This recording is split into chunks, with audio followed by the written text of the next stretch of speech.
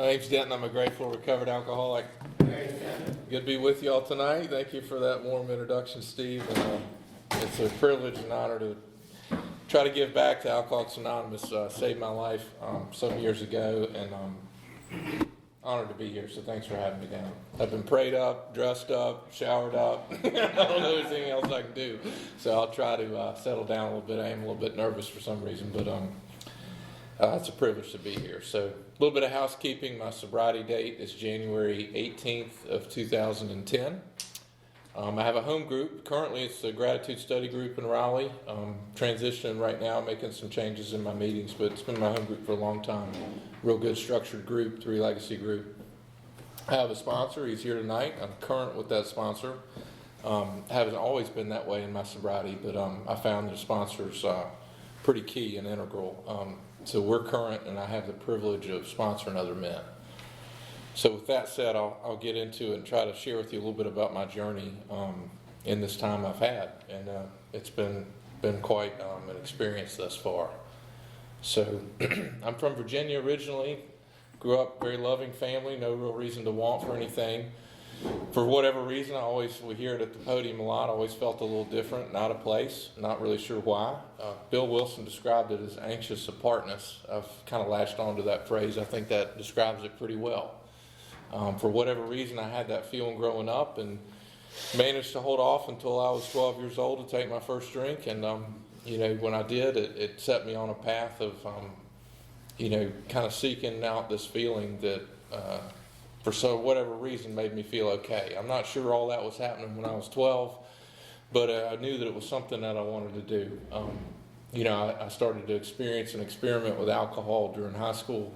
I went off to a boarding school when I was 13 years old, and here I was. I look back at how old you are at 13, but within a few weeks of being in that boarding school, my parents had dropped me off, and I'd already figured out which seniors I could get to buy me alcohol, where to hide it in the dorm room. We'd pull out the baseboards and hide it under the chest of drawers, and you could fit in about a case and a half of beer in there. And then over the years, we would sneak it in, so the rubbing alcohol became vodka, and the apple juice bottles became scotch, and all this kind of stuff we'd do to hide it. And I look back on it, and I was seeking out that feeling, every chance I got. I wasn't a daily drinker or anything in high school, but it became something fun that I was looking to do. That feeling of being okay and fitting in, when I drank I was getting something out of that, I'm not sure everybody else that drank that way was. From early on, I was a blackout drinker, drank for the effect produced by alcohol, or like our literature talks about that. During that time, I had examples of godly people in my life. I had, loving family, parents, good values growing up. No real church upbringing, a little bit. My mother's a pretty strong atheist. She likes to poke fun at the church and religion. My dad, when I got sober, I tried to talk to him about some spiritual stuff one time, and he asked me about the weather. But then they sent me to Sunday school growing up, so I kind of got this full exposure. And that high school I went to was that boarding school was a Christian-based school. Not too strong, but we did go to chapel every day. I had good examples of what it meant to live a godly life at that school, and got to see that. But I never really turned to God. I felt like it wasn't for me, and I knew better, that there was something like less than with this idea of God or spirituality or whatever you want to call it. And actually, if you said the word God to me when I came in these rooms, I wanted you to push you away. Like I felt like you were selling me something. I'd gotten really hardened to that over the years.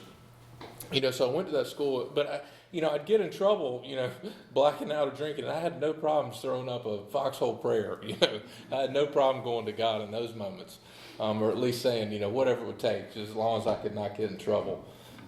So here I am in this high school, and that feeling of being anxious and apart and alone and different, that's just kind of with me. And I don't know if it was some sort of depression or whatever it was.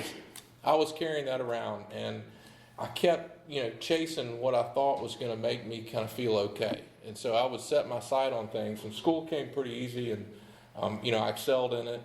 And I started kind of living this double life. I was doing really well academically, But yet on the weekends and nights, I'd sneak out of the dorms and kind of hang out with the kids getting messed up. And, so early on, I kind of had that double life our book talks about. And I set my sights on getting into a good college, and I did. And I thought, I'm going to show up to school and I'm going to be somebody different. I got in this really good university, and, I had it all figured out because I'd been living on my own for 4 years, boarding school. So I showed up early to college. I didn't worry about the dorm, goodbye, Mom and Dad. And I went out and found the fraternity house, and, I was there 3 or 4 days before school started. And before school even started, I had been arrested. I was already facing loss of my license, all related to drinking, directly. And that set me off, basically becoming a different person in college meant I joined a fraternity and I started drinking every day. And for me, that became this whole new persona of like what I thought. I don't know that I was consciously saying, this is going to make me okay in life, but it's just what I was seeking. It was doing something for me.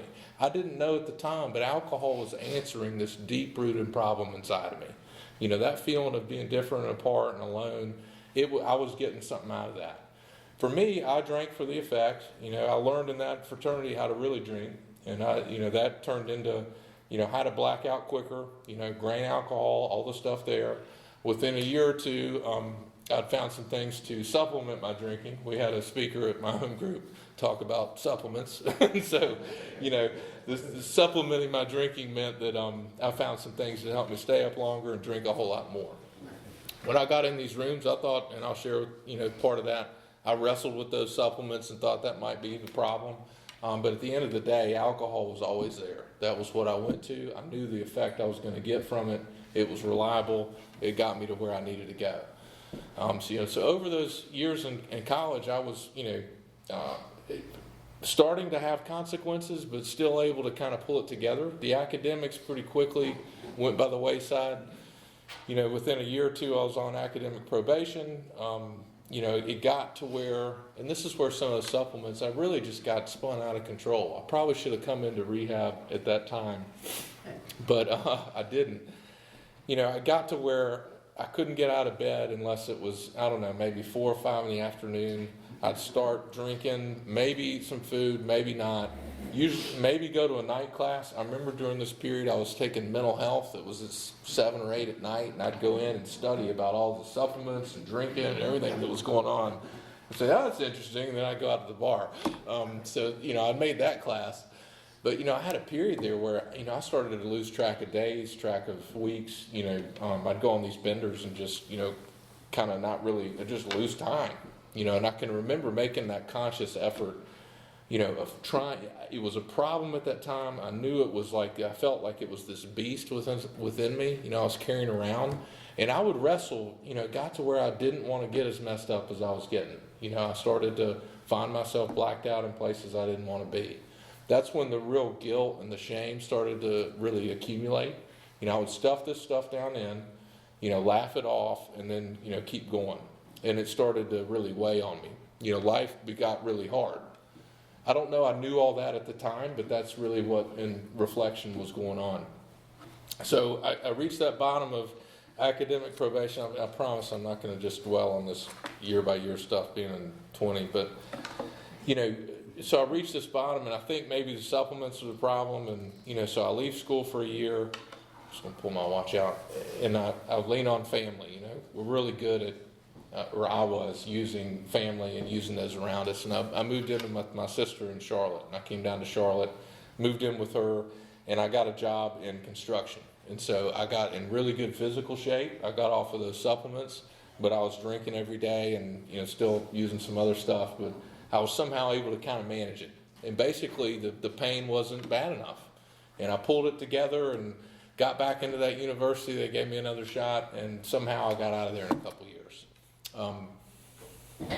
But that beast was still there. All my friends were moving to D.C. and New York and these big cities, and I knew if I moved there, it was just going to be trouble. And so, I finished up school, and I came back to Charlotte, and I had in my mind, I'm going to be somebody different again. Starting over, another clean start. We're really good at fresh starts. So I found that, start really good. It's just finishing is the problem. Meanwhile, and again, no real connection with God in this time. I'm just kind of doing it on my own. I will throw those prayers up when I get in trouble, but religion is becoming more and more of something I'm pushing away from. Not exploring church, not exploring really anything other than the message I had in my head was just work harder the next day.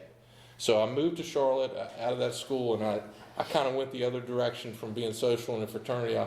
I got into the investment and insurance business. And so I walked into the training of this general insurance agency, and here I am trying to, I'm going to be this new person. And they write on the board this acronym, WIIFM.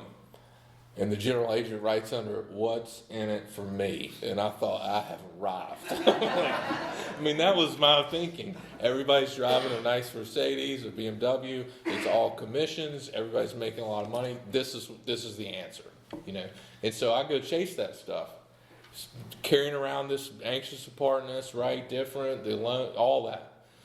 The problem is the drinking was still there. That beast was still there. And so I'm kind of living this suiting up, looking good, trying to go do the insurance thing and starting to get some success, and really kind of having this dark place I go to at night and on the weekends. I'd go out of town, I'd go to the seedy bars, the places where I wouldn't run into clients. I loved a good biker bar, dive bar, places where nobody was using your last name, all that kind of stuff. And so I'm kind of living this double life there, and but chasing money. And on paper, my life starts to look good. And over the next 10 years, I chase what I think is success and is going to make me happy and feel okay. And it doesn't. In that period, I got started to get more consequences. I'm making money and I'm employed, but that guilt and the shame is really starting to accumulate. I got a DUI during that time. They put the blow and go in my car, and back then, I figured out the one I had. You could have 2 Coors Light or light beers, and you could still start mine most of the time. sometimes it set it off, and I'd kind of test it, and it set it off. And apparently, they're supposed to report that to the state that this guy's drinking and trying to start his car. So I would go in. This was my thinking. Was go into the Monotech guys and bring donuts, or I'd go to Bojangles and get the big box with all the biscuits. And I don't know, guys, this was like mouthwash. I don't know what's going on. And they'd just say, okay, and then they wouldn't report it. That's how I managed that. I look back, I'm like, that's not very normal. They sent me to, with that, I went to my first alcohol assessment. I went to, I don't know, I guess it wasn't really treatment, some sort of, I don't know if it was IOP or alcohol counseling court thing. So what I took out of it is I got the Father Martin talks. I got introduced to Alcoholics Anonymous. They gave me a big book. I moved over the next 6 or 7 years from that point. I didn't hear enough, but when I moved after that, I always knew where that big book was. It was in the back of my sock drawer. I always knew there was an answer in there, but I wasn't ready to read it. They sent me I was supposed to go to AA meetings, and I went to one, and I found out later. So there's a clubhouse in Charlotte on East Boulevard, and there was a church next door, and the clubhouse was like a clubhouse.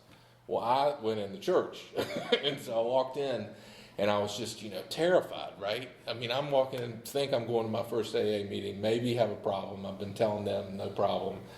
And, I'm sweating and just, I had this ultimate guilt and shame about walking into an AA meeting, which is hilarious now. But, and I walk in this church and the meeting's not in there. And I asked this couple, is there an AA meeting? They looked at me like, well, no, who are you? And I felt, the message I got was just, you're disgusted. And I just ran out, forged the whole paper, used a bunch of pens, and just went home and drank and never went back. Years later, when I got sober, I went to that clubhouse and realized what happened next door. So in any event, those 10 years, basically, I'm chasing money and success, and, kind of like Bill Wilson's story. It was coming my way on paper. I had a nice Mercedes. I had, the pretty girlfriend, the dog, the corner condo, all the kind of stuff on paper I'm flying to the islands at Christmas to take clients out on sailing, doing all this kind of stuff that's supposed to be fun and make you, the ultimate life. And I was miserable. At the end of my drinking, I was lying to everybody around me. I'd lost all of my values. I was doing things. I'd lost control over my drinking altogether. I would have a test of wheels with my refrigerator on a regular basis and lose. I started blacking out places I didn't want to. I mean, I can remember going to like nice black tie weekend and a wedding at the homestead in Virginia and like waking up 2 days later, that kind of stuff. At the end, the gal I was dating was studying to be a counselor, and she would pull out the DSM-4 and diagnose, well, you've got this anxiety disorder, It's never looking at like, how much did you drink last night? What are you putting in your body? The supplements were back, The only thing that changed in that time really was like the liquor went from the rail to the top shelf, it was the same problem. But the guilt and the shame and all the stuff I had been doing was accumulating. I was seeing different counselors, writing them checks. Didn't want to put it on my insurance because then somebody would know you have a problem. That's like the ego I had was just, wow. And so, I'm on my third or fourth counselor, and I'm broken up with my girlfriend, real healthy relationship, by the way, I'm sure you can imagine. So I've broken up with her for the umpteenth time, and it's New Year's of 2009, and I'm feeling alone. Can't be alone, I feel alone in the world, but like I gotta have like something around me, and so I decide I'm going to go up to Richmond and be with some friends, and just not drink that much. And this is a story I had told myself repeatedly. I mean, I would have these weekends and just, or I'd wake up and just, I'm not going to drink that much today. And, by 5 o'clock or whenever it was, it's, our book says we can't even remember, a day, a week, a month ago, the pain and the guilt and the shame. It would just go away. So I'm in. Said I'm not going to drink that much again. I'm in Richmond, and New Year's 2009. The last thing I remember is piling up the champagne glasses in the big pyramid. Right, you got to do that, and then that's what my friends are doing wherever we are. And I learned this one was a brownout. Y'all taught me about brownouts. I didn't know about those. I was used to blackouts, but so I go into a brownout, and apparently at about 5 or 6 in the morning, I come to. And I am completely naked in this girl's kitchen making pork chops, and I have no idea how I got there. And, it's funny to laugh at now, and I look back, but it was just, one more thing of like, okay, what is going on? And so I came back from that trip, just dejected and just, had enough. And at this time, by the way, I've got the self-help books piled up next to the bed. I'd read Wherever You Go, Here You Are. Like all those kinds of stuff. 7 habits of highly successful people. I just got to get up and do this.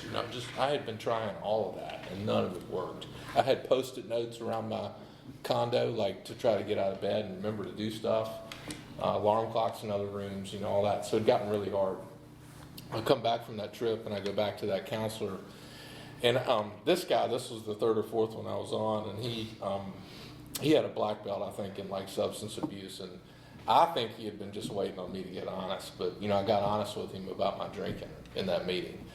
And he, for the first time, whether I heard it before in that alcohol assessment or not, for the first time, he helped me see in that hour what's in our doctor's opinion. He helped me see that when alcohol went in my body, it was doing something fundamentally different, right? It was doing something different that did not occur with normal drinkers. And he did something to save my life. He didn't let me leave his office without calling AA. Now, I didn't know what calling AA was. I know now I just called Intergroup in Charlotte. But I remember calling the phone, and I'm feeling like my life's over, and some lady on the other end answers, and she's real happy and excited that I'm like asking to go to a meeting, and she finds one, next to my house, and I'm thinking, oh, great, and so, but I decided to go, I said I'd go, and I walk into that AA meeting, and I know we worry about what was, said and all that stuff, the newcomers here. I have no idea what they talked about. I do know what I felt and heard, or felt and sensed when I was there. I saw the message of recovery. I saw the joy, the peace, right? I saw the welcoming folks. I felt that something was there. Now, I looked around and judged y'all. I looked at appearances and said that my life's over. That's what I thought. But I felt something there, and I knew that there was an answer. And I walked out to my car. I left. I don't think I picked the chip up that night. Not really sure, actually. But I remember walking out to my car and crying in my car. And that was probably about as close to a prayer as I could get. And I made a decision in the car that night, and my decision was to come back the next day. And so that set me on a journey of coming into AA. I was doing a little bit of this, take what you need and leave the rest. That didn't work for me. So what happened is I was able to come in, started drinking some non-alcoholic beer for a little while. I learned that non-alcoholic beer is for non-alcoholics. And my quick story on that is a week or so into that, I was, decided it was a good idea to go to the ex-girlfriend's birthday party she invited me to at the biker bar. And so, and I just have these flashback memories of being there, and I'm drinking non-alcoholic beer. I'm good. I can do this. And my hands are just stark white, by the way, because I'm gripping these things so hard. And I remember throughout the night, they're green for a while, and then they're brown, and then they like turn green. And then at some point, the guy behind the bar got really frustrated with me, and he says, "Look, man." He's reaching in different coolers. He says, "Look, you've drank all the non-alcoholic beer we have. I'm closing your tab, and you've had like 17 of these things, right?" It was just like, I didn't even know how many I had, but it was, so, that I shared that, I think, with some old timers at a Saturday morning meeting, and they realized, who knows what came out of my mouth, but it was crazy, I'm sure. And so I'd had just enough where I'd been coming around a little bit, and I'd been here and get a sponsor and these kind of key things, but hadn't been doing it, and I was just going nuts, right? And I'm doing this non-alcoholic thing. And this old timer comes up to me as a Saturday morning men's group, and he came up to me, Richard was his name, and he put his arm around me and he said, "Look, if you don't get a sponsor and get in this book, you're going to drink again." And for whatever reason, it struck home. It scared the crap out of me. It really scared me, because I knew I was enough to be there, but I knew I was going nuts too. And so he didn't let me leave without getting a sponsor. He was serious. So I went up to one of the first men I had met. This tall fellow, his name's Dan Jones, and he would allow me to say his name tonight. And I went up to him and I asked him to be and I'll never forget. So I asked him to be my sponsor. Well, I went up to him because he's one of the first guys I met. And when I met him, he tore up this little piece of paper with his name and his phone number on it, and he handed it to me. I think he gave me a hug, which I was very uncomfortable with. And but I'll never forget, he looked at me and he said, "You never have to be alone again." And I know we say those things in here, these little phrases, that we say, but it hit me. I thought, like, well, how does he know? Like, it just pierced me in the core. I'd felt that way my entire life, And so, I went up to that man and asked him to be my sponsor, and he said, "Well, let's meet this afternoon and talk about it." And I showed up, and we sat down, and he started sharing his story with me.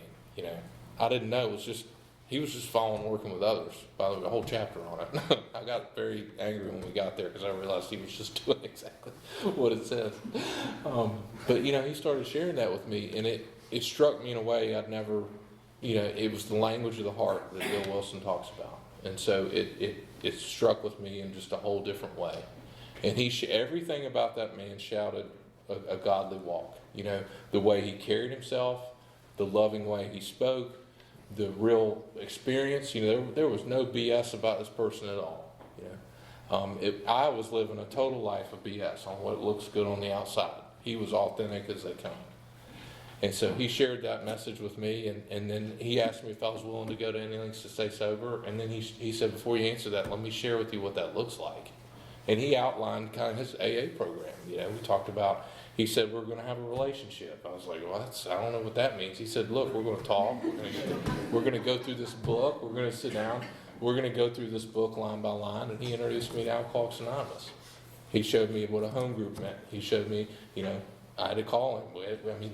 He got me doing things, I was, 30, 31?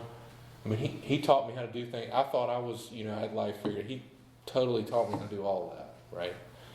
So we started meeting. I said, of course, we all say, sure, I'll do whatever. But we started meeting and going through this book. And I remember early on, having the night sweats and being crazy at home alone, bad place, right? I went to tons of meetings. I went to the meeting before the meeting after the meeting, called all the people I didn't want to talk to, all that stuff to buy some time to get through these steps. That's really what was going on. And when I got into this book and started to be open, that's when things changed, right? You said the word God, I wanted to push you away. We started with, I believe that Dan believes. His faith was so strong like that. It was strong enough for both. I just had to be open, right? That was enough to go through. We did that 4th step and 5th step that I worked on for a couple weeks, which meant I didn't do anything. And he gave me 2 more weeks. And I needed a lot of this. I needed some real clear guidance. There's lots of ways to sponsor, but he gave me, the message was, if you're not going to do this, I can't help you, and there are other people that are dying from this thing, and they need my help. And so, okay, that was, we were on a life and death errand, and it was that serious. And frankly, you stick around here long enough, you see how this thing will kill you. So we did that 4th step, and I'll just share, going through a 5th step with that man, I shared things with him I'd never shared with anyone before. It wasn't really about the act, it was about letting somebody in here. I had been so hardened and I had to do everything on my own and look really good, I'd never let anybody in. Now he helped me see what was going on in my life, and that was I'd been living based on fear my entire life. I had no God, no spiritual connection. It was just me. And that's a pretty dead place to be. There's only so much you can get when you're living yourself, comparing yourself to everyone else, right? Because you're always less than or better than. I was never okay with just me. Our book talks about being a worker among workers. The foreign concept, right? Who knew? Who knew that being a child of God, like we've already reached the pinnacle? Like who knew that? But we get to learn that here.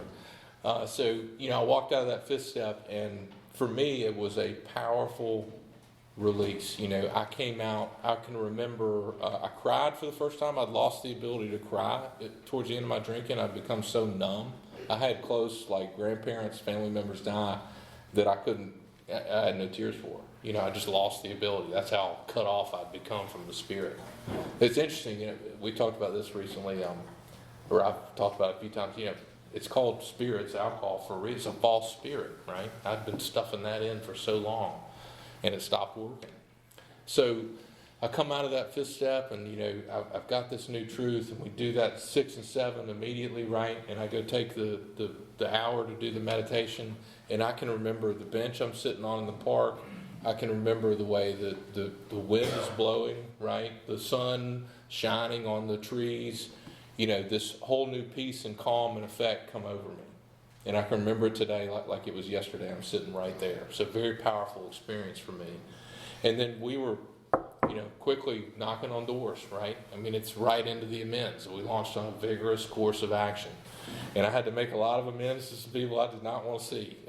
And I kept hoping that the living amends, it's not in our book, was going to, kind of give me the excuse. And, I was told to me that if I could go see these people and they'd see me, I need to do it. And so I started attacking that list. And just some highlights on there. I want to make sure I don't just stay with getting sober. But this was where the real, that I could feel the guilt and the shame I've been carrying around. And it was palpable, the fear, the anxiety. This is where that started to be really released. I was listening to a speaker today, and he talked about, what is total, he had asked his sponsor early on, what does it mean to abandon yourself to God? Or what is this idea of surrender? And his sponsor said, I think it means doing all your amends. I was like, wow, that's a pretty good way to look at it. So some of those big amends for me, I talk about this one a lot just because it's so powerful. One of the 3s, I ranked them 1, 2, 3, and 3s are like, I'm never doing that. And so one of my 3s was that insurance agency I worked for. I left there after 2 or 3 years to go to a different opportunity. And the way I left employers when I was drinking was in the middle of the night on the weekend, walking out with stuff I thought I owned that I did not. I thought I was entitled to this stuff because I generated all these commissions for the company, and like nice, Hewlett-Packard laser printers and things like that. And my sponsor helped me see, no, that was stealing, and you are a thief. Now, I have no problem saying that today, but just, then, like, what do you mean I'm a thief? Like, I couldn't, no one could know that. So, I had to, towards the end of my amends, after I got going and I was finally willing to do this, I got a meeting with that general agent, with his son, and everything. I'm trying my best. I almost had my sponsor talked into not doing this amends, because I'm in the financial world. If somebody knows you stole something, I'm going to lose my license, and that's more harm than good. But it's not going to do any good in my family. That's more harm than good. I shouldn't have to do, I almost sounded convinced, and his sponsor was like, no, you got it. So I get that meeting, and I walk in, and everything in my mind going into that general agent is, this is, I'm losing my license, you're getting thrown out. I had been avoiding the street driving down by this place. I'd been avoiding the neighborhood these people lived in.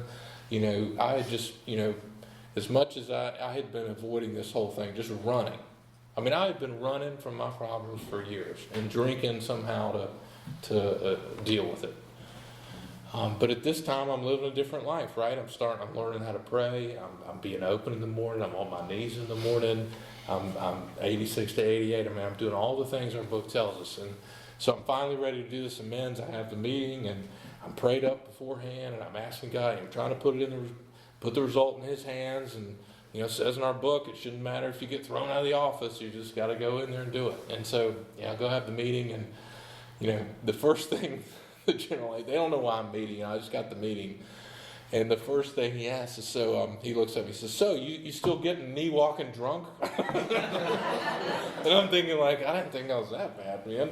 But I guess it was pretty obvious. And I'm so terrified. I'm like, no, I'm an Alcoholics Anonymous. I've been sober 5 months, and, here I am. And so I go through my amends, and I've got the money saved up, and, I've shown them what I stole from them. I've told them I stole from them. Here's what I took. Here's what it was worth. Here's the interest. And I'm proposing that I pay it back to them, and is this right? And I shut up, and they just look at me like, well, we've never had anybody do this. We didn't even know you took anything, and we don't need this. Just take it. And I'd already been told this is their money. No, this is yours. You do with it what you want. And here's what happened. Nothing I could foresee in this moment.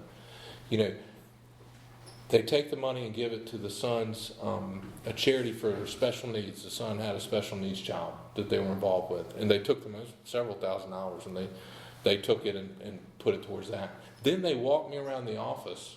And in my mind, I was this tall at this place, right? I mean, I left in the middle of the night, all the shame. They walked me around and shared with me things I had done that were good there and that they appreciated.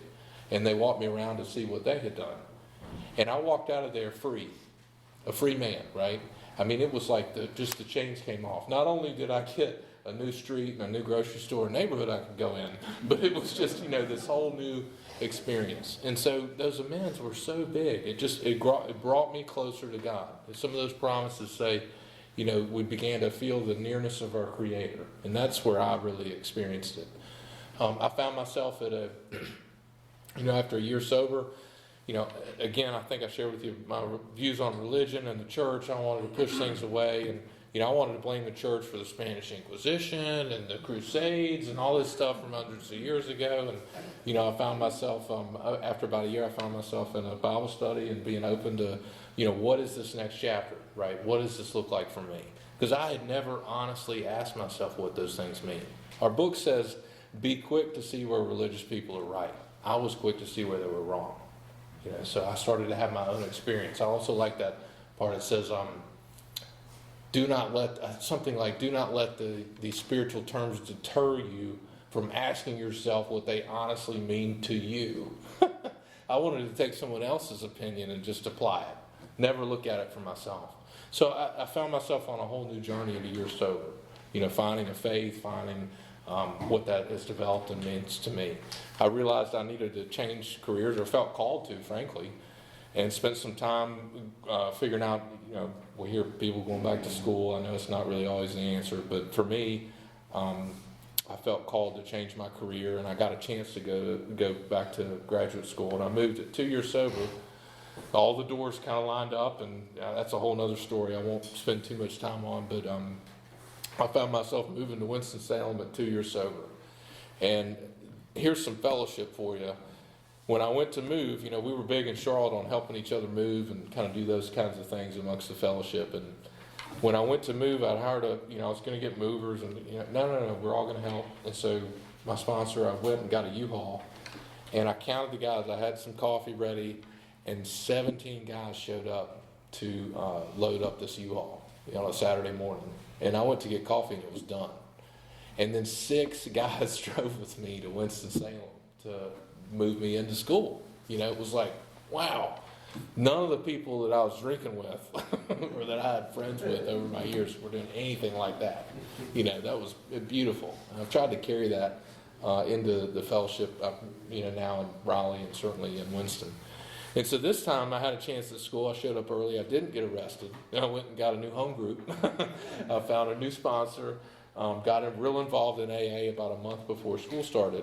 And it served as a real anchor and basis, for me to get through a really competitive school program.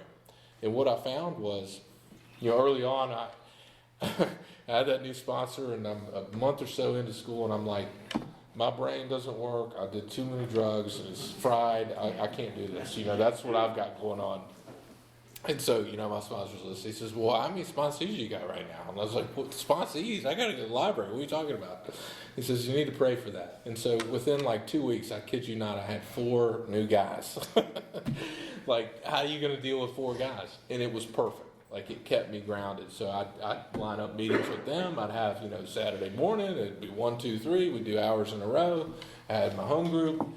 Whatever it was, I had late night shift at the library, but I always had time for, AA was at the center, right? It was God in the morning, invite God into my life, practicing AA, and the rest of it becomes a gift. I found when we put this first, the rest of life kind of falls in line. I get in trouble when I flip that, right? I start thinking that work's more important, or life, or some other thing that comes ahead of what God wants to do with my life. Over those 3 years, I had a really powerful experience.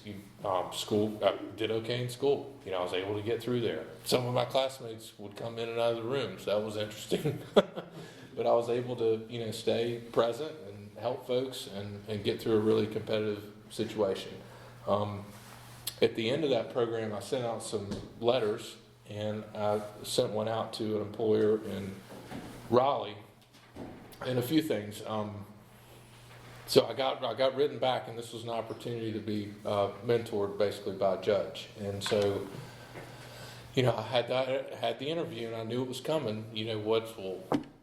Why'd you change your career? What happened? Why'd you decide to go back to school? And so, y'all taught me, the old me wants to tell a story, right? Oh, well, just, want to do something different, Yeah, no. Now, so I prayed beforehand, and y'all taught me how to be honest and authentic. Now, I didn't share every supplement I was using with this man, but I shared with him about hitting the bottom and alcohol, and how I came to God, and how my life, all of that I went through, had put me in his office. And what was supposed to be a 10 or 15 minute interview turned into about an hour and a half. And I got a call on the way home, to come work with that man for 2 years. And that was, he shared with me that a similar story, right? About how he had hit a bottom, and how he had come to God, and how he viewed his position as God had put him there to be of service and to help other people. And this turned into a whole mentorship for a couple of years and brought me to Raleigh. I mean, how beautiful, that's all thanks to really trying to live a godly life and what y'all taught me here. So that brought me to Raleigh. Throughout that time, I want to share, make sure I get to putting it in the ditch. So at about 10 years sober, I had this great experience. I got here and got my new home group and was going to meetings and doing all this. And, some of that shiny object stuff came back in. Now, I'm going to share with you what I've learned about it since. I couldn't see it at the time, but, basically some of that ego had crept back in, and I started thinking, I had this opportunity to go basically take a job that I thought was going to be really great. And we traced it back. My sponsor will laugh. I mean, we looked at this, we traced it back to, a lunch and some moments where the Spirit was saying, no, this isn't you. And I overrode that and said, no, this, but this is great. I need to do this, and I'll make this, and this look good, and this is the money I'll make. And I overrode the Spirit. Our book talks in 86 to 88 about that gradual intuition, the working part of the mind, right? I think it's talking about the Spirit and getting in tune with that. That's my interpretation. And so I had overrode that. God was telling me what he wanted me to do, and I said, no, I got this. And that set me on a course of 2 years of trying to be somebody I'm not, of anxiety and all those old feelings coming back, being up in the middle of the night, like worrying about stuff, right? Like, wow, all of a sudden life got really hard again. And that was going to meetings, sponsoring guys with a sponsor. But I think I wasn't looking at that, and I wasn't in tune with what God was asking me to do. I drifted. It cost me a relationship too, which I'll talk about in a minute.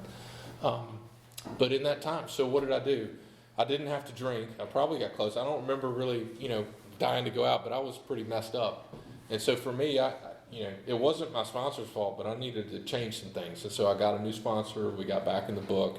And really, we drilled down and started a new relationship. And what I shared with you, I learned through that process, right? We didn't sit down and go through every line and step again, but we went, we basically did step work to figure out what was going on. And then, through his help, and, it was clear I had to make a change and get out of that. And so, in a loving way, I was able to walk through that and transition from that, because I was doing a disservice to this other person too. Staying in something it was harmful to everybody. And so I transitioned out of that, was able, the minute I did, and set that aside, all of a sudden life got like more peaceful again.